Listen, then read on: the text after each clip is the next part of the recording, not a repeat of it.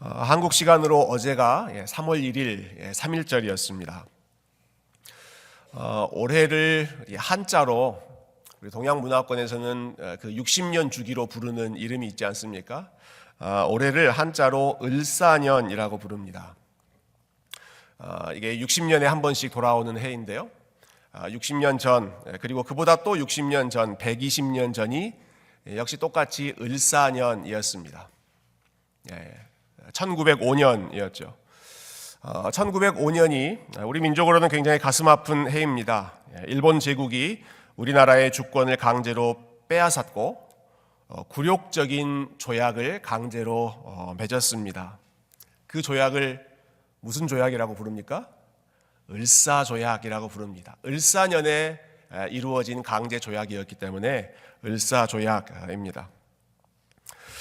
이렇게 강제적으로 빼앗긴 우리의 주권, 우리의 자유를 다시 되찾고자 전국 방방곡곡에서 대한 독립 만세를 외쳤던 운동이 우리가 잘 알고 있는 3.1운동입니다. 한국에서도 열심히 독립운동을 펼쳤지만 이 3.1운동이 해외에 알려지게 된 데에는 미국에서 온 선교사님들의 역할이 굉장히 컸습니다. 전에도 한번 말씀드린 적이 있습니다만은 그 중에 특별히 윌리엄 린튼이라고 하는 선교사님께서 굉장히 3.1운동을 알리는 일에 열심을 내셨습니다. 놀랍게도 이 윌리엄 린튼 선교사님은 우리가 살고 있는 아틀란타 출신이십니다. 사진 한번 다시 보여주시겠어요? 이분이 윌리엄 린튼 선교사님인데요. 조지아텍을 졸업하셨습니다. 조지아텍을 수석으로 졸업한 아주 똑똑한 우리 청년이었고 1919년에는 군산 지역에서 3.1운동을 주도하셨고 그 후에는 미국으로 오셔서 1919년 5월에 여러분 보이시는 이 신문에 아틀란타 저널이라고 하는 신문에 3.1운동 소식을 알렸습니다. 한국에서 지금 어떤 일이 일어나고 있는가 하는 것을 알려주신 거죠. 그 신문에 우리 린튼 선교사님께서 이렇게 글을 쓰셨다고 합니다. 3월 1일 전국에서 수많은 사람들이 쏟아져 나왔다. 폭력이나 무질서는 없었다. 일본 정부가 이 운동을 억누를 수 있는 유일한 수단은 참가자들을 체포하는 것이었다. 수천 명의 사람들이 총검에 짓밟혔으나 누구도 폭력적으로 저항하지 않았다. 여러분 아틀란타에 대한 자부심이 좀 새롭게 생기지 않으십니까? 여러분 아틀란타를 대표하는 인물 하면 항상 마르틴 루터 킹 목사님을 꼽습니다. 사람들의 자유와 인권과 또 해방 이러한 가치를 주장하셨던 분이신데요. 여러분 마르틴 루터 킹 목사님이 자유와 인권 오래전에 외치기 전에 그보다 훨씬 앞서서 3.1 운동을 알리고 홍보하고 도움을 요청했던 분이 우리 아틀란타 출신의 그리고 미국 장로교 선교사님이셨던 윌리엄 린튼이라고 하는 분이셨습니다. 이러한 분들의 노력과 또 한국에서 열심히 또 독립운동을 했던 우리 믿음의 선조들의 헌신과 무엇보다는 하나님의 은혜로 일본에게 빼앗겼던 주권과 자유를 다시 우리는 되찾게 될 수 있었습니다. 이스라엘 백성들도 마찬가지입니다. 그들도 오랜 기다림 끝에 우리는 일제 36년 시간을 보냈지만 이스라엘 백성들은 바벨론 70년이라고 하는 이 포로 생활을 인내하고 기다린 끝에 그들도 역시 나라를 되찾고 그리고 자유와 해방을 경험하게 되었습니다. 이스라엘 백성들을 핍박하면서 그들의 자유를 빼앗고 포로로 끌고 갔던 바벨론 제국은 하나님의 심판 때문에 멸망하게 됐고 하나님의 백성들은 다시 예루살렘으로 돌아갈 수 있게 됐습니다. 오늘 본문에 보면 이 백성들이 하나님의 은혜를 입고 돌아가는 아름다운 장면들이 기록되어 있습니다. 그런데 한 곳에서만 돌아가는 것이 아니라 사방팔방에서 사람들이 모이기 시작합니다. 하나님의 구원을 사모하는 사람들이 사방에서 몰려들면서 함께 기뻐합니다. 여러분 12절과 13절을 다시 한번 같이 읽어보십시다. 12절과 13절입니다. 시작. 어떤 사람은 먼 곳에서, 어떤 사람은 북쪽과 서쪽에서, 어떤 사람은 신님 땅에서 오리라. 하늘이여 노래하라. 땅이여 기뻐하라. 산들이여 즐거이 노래하라. 여호와께서 그의 백성을 위로하셨은즉 그의 고난 당한 자를 긍휼히 여기실 것임이라. 아멘. 예. 얼마나 다양한 곳에서 사람들이 오는지 한번 보십시오. 바벨론이 있는 동쪽에서만 사람들이 오는 것이 아닙니다. 12절 다시 보여주시면 북쪽에서도 오고, 어떤 사람은 서쪽에서도 오고, 어떤 사람은 신님 땅, 신님 땅이라고 하는 지역은 아마 이집트가 있었던 그 남쪽 지역으로 학자들은 추측합니다. 그러니까 사방에서, 동서남북 사방에서 하나님의 구원을, 하나님의 은혜를 입은 자들이 지금 몰려오기 시작하는 것입니다. 그런데 이 순간에 사람들만 기뻐하는 것도 아니었습니다. 13절 보시면 하늘이 기뻐하고, 하늘이 노래하고, 땅이 기뻐하고, 산들도 즐거이 노래하는 때가 되었습니다. 하나님께서 자유와 해방을 선포하시고 억압받는 그 백성들을 다시 하나님의 땅으로 되돌리시는 이 구원의 역사를 행하셨을 때 여러 지역에 흩어졌던 사람들이 한 곳으로 모여들기 시작하고, 사람들뿐만이 아니라 하늘도 기뻐하고 땅도 기뻐하고 산들도 흥분해서 즐거이 노래하는 이러한 은혜의 해, 구원의 해가 우리 가운데 왔다. 하나님께서 우리에게 이렇게 복된 시간을 허락하셨다. 온 천지가 다 기뻐하는 날입니다. 온 천지가 다 기뻐하고 즐거워하는 날입니다. 여러분, 그런데 이러한 은혜의 해에 유일하게 기뻐하지 않는 사람들이 있습니다. 14절을 한번 보실까요? 14절 우리 한 번 더 같이 읽으십시다. 시작. 오직 시온이 이르기를 여호와께서 나를 버리시며 주께서 나를 잊으셨다 하였거니와. 오직 시온이, 자, 모든 사람들이 다 즐거워하고 있습니다. 하늘과 땅도 바람도, 우리가 오늘 아침 꽃들도 찬양한 것처럼 온 세상이 다 하나님을 찬양하고 기뻐하고 있습니다. 그러나 오직 시온이, 오직 시온만 이렇게 말하고 있습니다. 히브리어 원어는 그 첫 시작이 그러나로 되어 있습니다. 우리 영어 성경에도 but Zion이라고 되어 있죠. but Zion.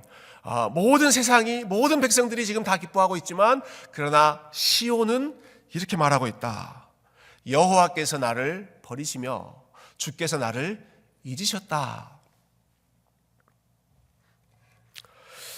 여러분, 오랫동안 억눌려 있던 사람들이 자유를 얻고 고향을 떠나 멀리 방황하던 사람들이 다시 고향으로 돌아오는 이 기쁘고 감사한 시간에 이러한 그 잔치집 분위기에 찬물을 끼얹는 사람들이 있죠. 하나님은 나를 버리셨고 주님께서는 우리를 잊어버리셨다라고 말하고 있는 사람들입니다. 여러분, 놀랍게도 이렇게 냉소적으로, 이렇게 퉁명스럽게 반응하는 사람들이 어떤 사람들이었습니까? 누가 그렇게 얘기했다고 합니까? 오직 누가? 시온이 이르기를. 시온 사람들이 그렇게 했다는 것입니다. 자, 시온은 누구를 상징하는 이름인가? 여러분, 시온은 예루살렘을 상징하는 이름입니다. 예루살렘을 상징하는, 예루살렘에 있는 시온산이죠. 여러분, 바벨론 포로들이 또 곳곳에 흩어졌던 나그네로, 외국인으로 살던 그 지금 백성들이 여러 가지 위험을 무릅쓰면서 돌아가려고 하는 목적지가 바로 시온입니다. 예루살렘 땅입니다. 지금 사람들은 시온으로 돌아가고 있는 그러한 상황입니다. 그런데 그 시온이 말하는 것입니다. 여호와는 나를 버리셨고 주님께서는 나를 잊어버리셨다. 이런 마음 아니었을까 생각해 봤습니다. 바벨론 포로들이 돌아오건 말건, 하늘과 땅이 기뻐하건 말건 나하고는 상관없는 일이다. 하나님께서 다른 사람들을 돌보시고 흩어져 있는 포로로 잡혀가 있던 그 백성들을 하나님께서 기억하시고 돌보시고 동행하시고 인도하신지는 몰라도 하나님이 나는 잊으셨다. 하나님께서 다른 사람들에게 복을 주시고 다른 사람들에게 선대해 주신지는 몰라도 하나님께서 나는 잊어버리셨다, 나는 생각하지 않으신다라고 생각하는 것입니다. 다시 한번 말씀드립니다. 지금 하나님의 은혜와 하나님의 선하심이 넘치게 흐르고 있는, 하나님의 그 구원의 소식이 확장되고 있는 이 순간에 정작 그것을 가장 기뻐하고 즐거워해야 할 시온은 이 일에 관심이 없습니다. 시온은 마음이 꽁해져 있습니다. So what? 그게 나하고 무슨 상관이냐? 바벨론 포로들이 이리로 돌아오는 게 나하고 무슨 상관이냐? 하늘이 기뻐하고 땅들이 노래하는 것이 나하고 무슨 상관이냐? 내 상황이 이렇게 힘든데 하나님은 여전히 나를 잊어버리셨고 나를 버리셨는데, 하나님께 아주 냉소적으로 퉁명스럽게 반응하는 이 시온의 모습을 보면서 저는 누가복음 15장에 나오는 탕자의 비유가 생각이 났습니다. 여러분, 탕자의 이야기를 잘 아시죠? 아버지의 유산을 가로채서 탕자가 멀리 다른 나라로 도망가 버립니다. 그러나 얼마 지나지 않아서 재산을 다 잃어버리고 빈털터리가 되죠. 집으로 돌아옵니다. 집으로 돌아올 때 이 탕자의 마음은 집에서 부리는 종 중에 하나 정도로만 나를 받아주셔도 좋겠다. 뭐 아들, 손님 이런 거는 꿈도 꾸지 않고 종들 중에 하나 정도로만 나를 받아주셔도 감지덕지 하겠다라는 마음으로 터벅터벅 집으로 돌아옵니다. 그런데 그 모습을 보시는 사랑이 풍성한 하나님, 사랑이 풍성한 아버지는 어떻게 하십니까? 그 탕자를 보자마자 먼 발치에서부터 기뻐서 뛰어가십니다. 그가 입고 있던 누더기 옷을 벗기시고 새 옷, 좋은 옷으로 갈아입히십니다. 손에 반지를 끼워주십니다. 아들의 권리를 다시 회복시켜 주신다는 거죠. 그리고 소를 잡고 큰 잔치를 벌이십니다. 이렇게 모두가 기뻐합니다. 아버지도 기뻐하고 그 집에 있는 종들도 기뻐하고 이 소식을 들은 많은 사람들이 다 기뻐합니다. 그러나 이 상황에서 유일하게 기뻐하지 않는 사람이 한 명 있었습니다. 그 사람이 누굽니까? 첫째 아들이죠. 첫째 아들은 이 상황이 마음에 들지 않았습니다. 첫째 아들, 큰아들은 아버지가 이 동생을 용서해 주신 것이 마음에 들지 않았습니다. 아버지가 너그러운 분이신 것이 마음에 들지 않았습니다. 동생은 철없이 집을 나가버렸고 아버지의 재산을 저렇게 방탕하게 다 낭비해버리고 돌아왔던 반면에, 여러분이 첫째 아들은 오랫동안 그 집을 지키며 아버지의 곁에서 수고하고 열심히 일했습니다. 자기는 오랫동안 이 집을 지키면서 성실하게 일했는데 우리 아버지는 나에게는 관심이 없고 그분의 재산을 다 탕진해버린 저 방탕한 동생에게만 관심을 가지고 저 동생을 저렇게 기뻐하고 저 동생을 저렇게 환영하시는, 동생만 생각하는 아버지가 마음에 들지 않았습니다. 그래서 이 동생이 돌아와도 기뻐하지 않습니다. 여러분, 잔치가 벌어져도 이 큰형은 즐거워하지 않았습니다. 이 첫째 아들의 마음에 꽁해 있으니까 아버지가 이 아들을 부드럽게 달래시죠. 얘야, 내 것이 다 너의 것 아니냐. 첫째야, 내 것이 다 너의 것 아니냐. 그래도 소용이 없습니다. 심지어는 아버지가 이렇게 말합니다. 얘야, 너는 항상 나와 함께 있지 않았느냐. 너는 항상 나와 함께 있지 않았느냐. 나와 항상 함께 있었던 것이 너에게 가장 큰 복이고 너에게 가장 큰 즐거움이 아니었더냐. 첫째 아들에게는 그것이 기쁨이 아니었습니다. 아버지와 항상 함께 있는 것이 그에게는 기쁨이 아니었던 것입니다. 그래서 이 아버지가 돌아온 동생을 맞이하는 그 잔치에 이 첫째 아들을 초대하고 우리 같이 들어가서 같이 기뻐하자라고 권면하셔도 끝내 집 안으로 들어가지 않고 바깥에서 버티는 모습으로 탕자의 비유가 끝나죠. 여러분, 저는 오늘 본문에서 시온 사람들이 보여주는 이 마음이 누가복음 15장에 나오는 탕자의 비유의 첫째 아들의 모습과 많이 비슷해 보입니다. 아버지는 나를 버리셨다. 아버지는 나를 잊으셨다. 아버지는 나에게 관심이 없으시다. 바벨론 포로로 멀리 다른 나라로 끌려가서 저렇게 빈털터리로 저렇게 초라한 모습으로 돌아오고 있는 포로들에게는 하나님께서 관심을 가지시지만, 그들에게는 은혜를 베푸시지만, 그들에게는 좋은 것을 약속하시지만 우리는 하나님이 잊어버리셨다라고 생각하는 것입니다. 폐허로 남아있던 이 예루살렘, 이 시온 땅을 끝까지 지키면서 그곳에서 고군분투하며 살았던 우리에게는 하나님이 아무런 관심을 보이지 않으신다. 그런 생각이 이 사람들의 아주 서운한 질문으로 표출되는 것이죠. 하나님은 우리를 잊으셨고 하나님은 우리를 버리셨습니다.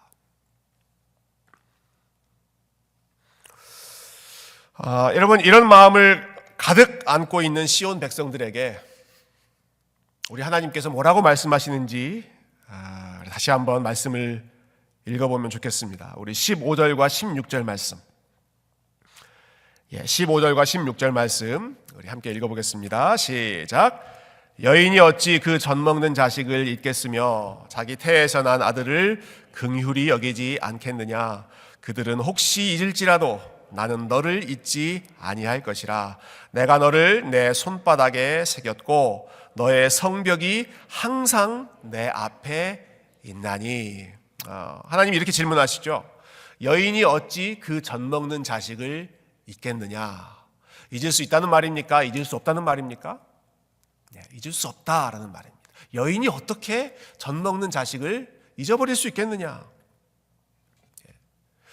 여기 여러 아버님들이 계십니다마는 물론 아버님들이 자녀를 무척 사랑하실 거라고 믿습니다.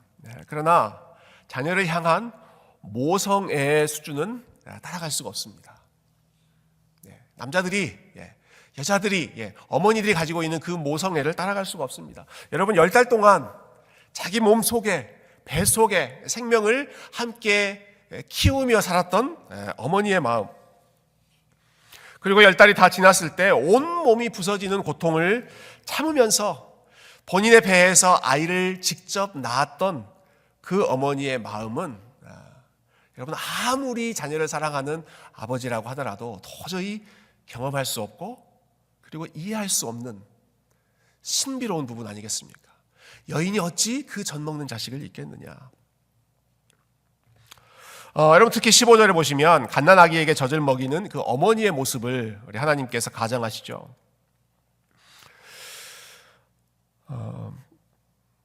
하나님께서 저희 가정에 4명의 자녀를 주셔서 제가 우리 아이들의 어렸을 때의 모습을 여전히 많이 기억합니다. 여러분, 아이들이 태어난 지 얼마 안 되는, 여전히 엄마의 젖을 먹고 있는 그 기간에 아버지들은 아이들을 잊어버리고 생활합니다. 학교를 가기도 하고 직장을 가기도 하고 다른 곳에 가기를 하고 운동을 하기도 하고, 아버지는 다른 일들을 할 때 젖먹는 자녀의 일을 잊어버립니다. 그러다가 집에 돌아와서 아이를 보면 다시 아이를 생각하죠. 그러나 엄마들은 그렇게 할 수 없습니다. 직접 갓난아기의 젖을 먹이는 엄마들은 그렇게 할 수 없습니다. 아이들이 조금만 배가 고파도 엥 하고 옵니다. 엄마를 찾습니다. 심지어 아이들이 울기 전에도 모유 수유를 하는 엄마들은 아이들에게 젖을 줄 때가 되었다라고 하는 사실을 몸으로 먼저 느낍니다. 몸으로 먼저 느낍니다. 그게 갓난아이, 젖먹는 자식을 잊을 수 없는 어머니의 마음입니다. 의식적으로 기억을 해서, 생각해서 그 아이를 기억하는 것이 아니라 몸이 먼저 반응하고 그리고 마음이 항상 온통 모든 관심이 그 아이들에게 집중되어 있는 것들이 어머니의 마음이죠. 여러분, 그러니까 젖먹는 자식을 엄마가 잊어버린다? 불가능한 일이죠. 어찌 그 여인이 젖먹는 자식을 잊으리요? 그럴 수 없다는 것입니다. 그러나 하나님께서 그 뒤에 이런 단서를 붙이십니다. 설령 그런 일이 일어난다고 할지라도. 여러분, 그러나 아무리 자녀를 사랑하는 어머니라고 하더라도 너무 피곤해서 잠깐 잠들어 버리는 때가 있고요. 그리고 혹은 우리 어머니 되시는 분들이 정신적인 문제를 겪기도 합니다. 젊은 엄마들이 산후 우울증을 겪기도 하고 그리고 나이가 많이 드신 우리의 어머니들은 안타깝게도 치매를 겪기도 하고 그래서 자녀를 알아보지 못하는 그러한 경우들을 보기도 하죠. 아무리 자녀를 사랑하는 어머니, 여인이라고 하더라도 그 자녀를 잊어버리는, 그 자녀를 생각하지 못하는 그런 안타까운 상황들이 간혹가다 일어날 수 있다는 것입니다. 그러나 설령 그런 일이 일어난다고 할지라도 나는 너희를 잊어버릴 수가 없다. 설령 여인이 그 젖 먹는 자식을 잊어버린다고 할지라도 나는 너희들 시온의 백성들을 한 번도 잊어본 적이 없다라는 것입니다. 나는 잊어버리지도 않을 것이고 잊어버릴 수도 없다라고 말씀하십니다. 여러분, 그들을 잊어버리지 않기 위해서 하나님께서 어떤 일을 하셨다고 말씀하십니까? 조금 전에 읽었던 우리 16절 보시면 내가 너를 내 손바닥에 새겼다. 내가 너를 내 손바닥에 새겼다라고 하십니다. 하나님께서 저와 여러분을 손바닥에 새기셨다는 것입니다. 하나님께서 저와 여러분을 손바닥에 새기셨다. 여러분, 하나님께서 이 정도로 저와 여러분을 기억하시고 이 정도로 하나님께서 저와 여러분을 잊지 않는 사실을 여러분 믿으십니까? 여러분, 하나님께서 우리를 하나님의 손바닥에 새기셨다는 사실을 여러분 믿으십니까? 아마 저희 중에도 뭔가 기억하기 위해 손바닥에 볼펜으로 내용을 적어본 적이 있으실 것입니다. 시험 치기 전에 마지막까지 기억하고 싶은 그런 내용을 손바닥에 적어놓은 경우도 있고요. 여러분, 장 보시다가 잊어버리지 않으려고 장 봐야 될 리스트를 적기도 하고 어떤 사람들의 전화번호를 적기도 하고. 여러분, 그런데 이 말씀은 단순히 펜으로 잊어버리지 않기 위해 이름을 잠깐 적어 놓았다라고 하는 뜻이 아닙니다. 당시에 볼펜이 없고 만년필이 없고 펜이 없는 상황입니다. 기록을 남기기 위해서는 정말로 문자 그대로 새겨야 합니다. 잊어버리지 않기 위해 기록을 남기기 위해서 그 당시에는 돌에 이름을 새기듯 나무에 무언가를 새기듯 손바닥에 하나님께서 새기셨다라고 하는 것입니다. 손바닥에 새기는 과정을 한번 상상해 보십시오. 매끄러운 볼펜으로 적는 것이 아닙니다. 돌에 정을 찍으면서 새기는 것처럼, 이름을 새기는 것처럼 하나님께서 내 손바닥에 너희들을 engrave, 내가 새겼다라고 하시는 것입니다. 존 오스왈트라고 하는 구약학자가 있는데요. 오늘 본문, 이 16절 본문을 설명하면서 굉장히 참 흥미로운 말씀을 하셨습니다. 여러분, 당시 노예들은 본인들의 손이나 혹은 본인들의 몸의 일부에 무언가를 새기는 그러한 일들을 했다고 합니다. 당시 노예들의 경우 어떤 주인에게 이 사람이 속해 있는지, 이 노예가 누구의 것인지를 확인하기 위해 그 손에 주인의 이름을 문신하거나 아니면 낙인을 찍는, 여러분, 낙인, 아주 빨갛게 달궈진 그 불로, 그 쇠로 그 표시를 만드는 그러한 것이 낙인이지 않습니까? 그러한 경우가 있었습니다. 노예들에게, 종들에게는 주인의 이름을 찍는 경우가 있었습니다. 그러나 주인이 종의 이름을 자신의 손에 새기는 관행은 어디에서도 볼 수가 없었다.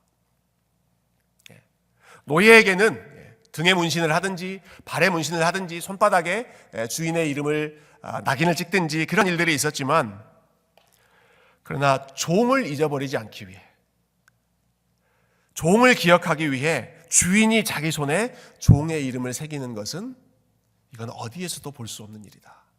그런데 하나님께서 그 일을 하시겠다는 것입니다. 내가 너희들의 이름을 내 손에 새겼다. 잊지 않기 위해서, 항상 너희를 기억하기 위해서 내 손에 새겼다.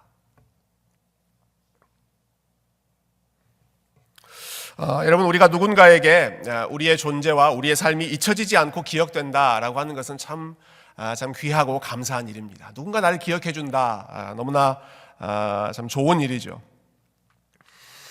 오늘 오후에 특별한 강의가 하나 준비되어 있습니다.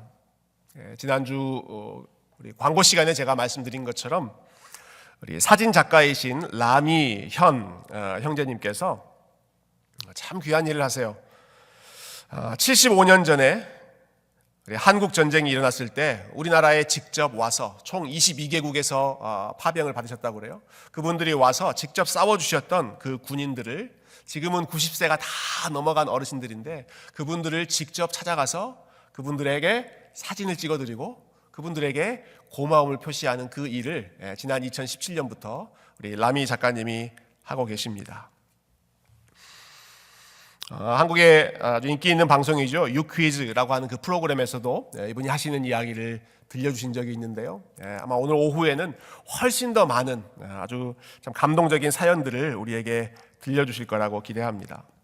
이분이 자기 사비로 누가 도와주지도 않는데 사비를 털어서 미국을 가고 호주를 가고 영국을 가고 푸에르토리코를 가고 여러 지역을 가면서 그 사람들, 군인 할아버지들의 사진을 찍어주는 이유는 딱 한 가지라고 말씀하시더라고요.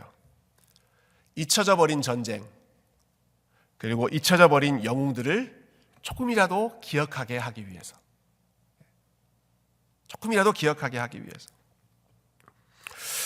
그리고 이렇게 한국의 젊은 사진 작가가 먼 나라까지 직접 찾아와서 본인의 사진을 찍어주고 감사의 마음을 전달하면 우리 연로하신 많은 우리 베테랑 군인 할아버지들께서 감격하신다고 그래요.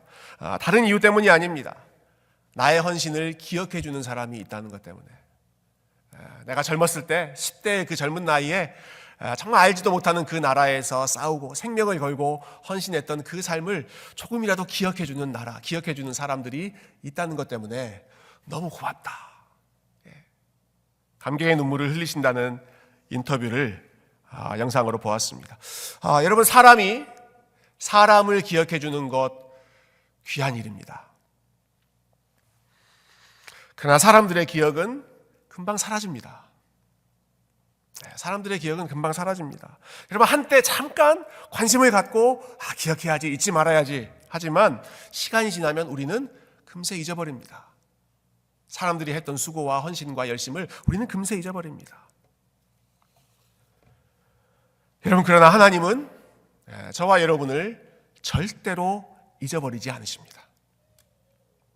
시온은 지금 하나님께, 하나님, 당신은 나를 잊어버리셨습니다, 우리를 버리셨습니다 라고 말씀했지만 하나님은 절대로 그분의 백성을 잊어버리시지도 않고 버리시지도 않으십니다.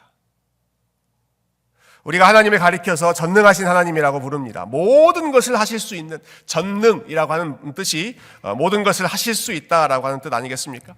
모든 것을 하실 수 있는 하나님이시지만 여러분, 하나님께서 하실 수 없는 일이 있습니다. 하나님께서 하실 수 없는 일이 있어요. 여러분을 잊어버리는 일은 하나님이 하실 수가 없습니다. 우리를 버리는 일은 하나님이 도저히 하실 수가 없습니다. 우리를 까맣게 잊어버리는 일은, 우리에게 관심을 포기해버리는 일은 전능하신 하나님께서 하실 수 없는 일입니다. 왜냐? 그분의 손에 우리의 이름을 새기셨기 때문입니다. 그분의 손에 이름을 새기고 손을 볼 때마다 우리가 무슨 일을 할 때마다 손에 있는 그 새겨진 이름을 보시면서 우리를 기억하시고 또 우리를 생각하시고 우리를 위해서 좋은 것을 베풀어 주시는 분이, 여러분, 오늘 우리가 함께 예배하고 찬양하는 우리의 아버지 하나님이신 줄로 믿습니다. 오늘 본문 말씀으로부터 시간이 한참 지난 후에 하나님의 사랑을 의심하는 사람이 또 한 명 있었습니다. 예수님의 제자 중에 한 사람이었던 도마였습니다. 주변의 다른 제자들이 다 기뻐합니다. 우리가 부활하신 주님을 만났다. 주님께서 다시 부활하셔서 우리와 함께 하신다라고 외쳤지만 도마는 유일하게 아니, 나는 못 믿겠어 라고 의심했습니다. 예수님께서 도마를 위해 다시 찾아오시죠. 도마에게 무엇을 보여주십니까? 여러분, 도마에게 예수님께서 무엇을 보여주십니까? 십자가에 달리셨을 때 손에 못자국이 있었던 그 못자국의 흔적을 도마에게 그대로 보여주셨습니다. 도마가 본 예수님의 손에는 못자국의 흔적이 그대로 선명하게 남아 있었습니다. 그것을 보고 도마가 주님 앞에 엎드리죠. 나의 주, 나의 하나님이십니다. 나의 주, 나의 하나님이십니다. 여러분, 하나님은 정말로 그분의 손에 우리를 새기셨습니다. 여러분, 하나님께서 내가 너를 내 손바닥에 새긴다라고 하는 것은 단순히 문학적인 표현이 아닙니다. 이건 비유적인 표현이 아닙니다. 여러분, 예수 그리스도께서 십자가에 달리셨을 때 그분의 손에, 부활하신 후에도 여전히 남아있는 그분의 못자국은 저와 여러분을 기억하시는 하나님의 사랑의 흔적이었습니다. 가장 사랑하는 자기 아들의 손에 박혀있는, 새겨져 있는 그 못자국을 보실 때마다 우리 하나님께서는 우리의 이름을 기억하시고 우리의 상황을 돌보시고 언제 어디에서나 저와 여러분과 동행하여 주시는 우리의 선한 아버지이신 줄로 믿습니다. 혹시 여러분 중에 여러분 오늘 본문에 나오는 시온과 같은 마음을 갖고 계신 분이 계십니까? 오늘 본문에서 시온이 했던 그 불평처럼 하나님이 사랑하신다는데, 하나님이 좋은 분이시라는데, 그리고 하나님이 살아계시는 분이라고 하는데, 그래서 다른 사람들은 저렇게 하나님의 사랑을 입고 하나님의 사랑을 기뻐하고 감격하고 기뻐하면서 저렇게 기쁘게 살아가는데 내 삶은 여전히 어렵고 내 삶은 여전히 해결되지 않고 풀리지 않아서 하나님이 나를 잊어버리셨다. 하나님이 다른 사람들은 사랑하고 다른 사람들은 기억하실지는 몰라도 하나님께서 내 삶은 잊어버리셨다. 하나님이 나는 관심을 갖고 계시지 않는다라고 생각하는 분이 혹시 이 중에 계십니까? 혹시 우리 중에 탕자의 비유에 나오는 첫째 아들과 같은 마음을 가지고 계신 분이 계십니까? 죄인들을 용서하시고 죄인들을 끝없이 품어주시는 하나님의 사랑이, 하나님의 선하심이 오히려 과하다고, 너무 지나치다고, 그것이 옳지 않다고 생각하는 불편한 마음을 가지고 계신 분이 혹 계십니까? 나는 옳고 나는 의롭게 살았고 집을 나간 둘째 아들, 바벨론 포로로 잡혀갔던 그 사람들은 나보다 못한 사람이고 하나님께서 더 엄격하게 대해 주셔야 한다라고 생각하는 여러분 첫째 아들의 마음을 혹 갖고 계신 분이 계십니까? 하나님이 정말로 사랑이 많으신 것은 알겠는데 그 사랑은 항상 다른 사람에게만 관심이 있고 다른 사람에게만 적용되고 나는 항상 하나님의 관심 밖이다. 하나님이 내 삶은 돌보지 않는다. 혹시 이렇게 생각하시는 분이 계십니까? 여러분, 하나님께서 여러분을 위해 그분의 아들의 손에 친히 로마 병정들의 못으로 새기셨던 여러분의 이름을, 하나님의 사랑을, 내가 절대로 너희를 잊지 않는다, 내가 항상 너희와 함께한다라고 하는 그 하나님의 마음을 친히 아들의 손에 새기셨던 여러분 그 하나님의 은혜를, 그 십자가의 사랑을 오늘 다시 한번 바라보시기를 소망합니다. 집 떠난 탕자처럼 우리가 하나님을 잊고 있을 때에도 하나님은 우리를 기억하셨습니다. 첫째 아들처럼 우리가 하나님께 불편한 마음으로 반항할 때에도 하나님은 우리를 여전히 기억하고 계십니다. 저와 여러분의 삶의 어느 한순간도 우리 하나님은 절대로 잊지 않으시는 줄로 믿습니다. 우리가 지금까지 걸어온 모든 여정과 그리고 앞으로 걸어갈 모든 여정 가운데 이렇게 신실하신 하나님, 절대로 우리를, 자기 자녀를 잊으실 수 없는 우리 하나님께서 평생 저와 여러분의 삶에 동행하시고 복을 주시고 하나님의 은혜로, 하나님의 선하심으로, 하나님의 사랑으로 넘치게 채워주시기를 주님의 이름으로 축원드립니다. 오늘은 함께 찬양을 우리 하나님 앞에 올려드리고 오늘 말씀 시간을 정리하려고 하는데요. 제가 특송을 한 곡 부탁을 드렸습니다. 우리 유에스더 집사님께서 여정이라고 하는 찬양을 우리 함께 불러주실 때 여러분 우리의 삶의 구비마다 함께 하셨던 우리 하나님의 마음을, 또 여전히 우리를 잊지 않으시는 우리 하나님의 은혜를 함께 묵상하고 우리 하나님께 영광 돌리는 시간 되시기를 바랍니다.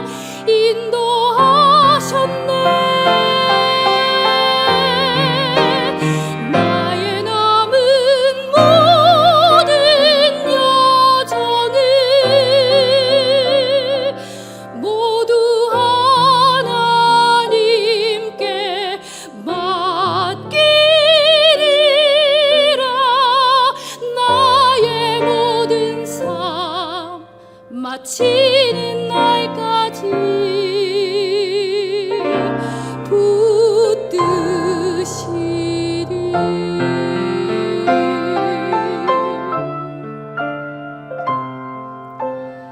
나의 모든 삶 마치는 날까지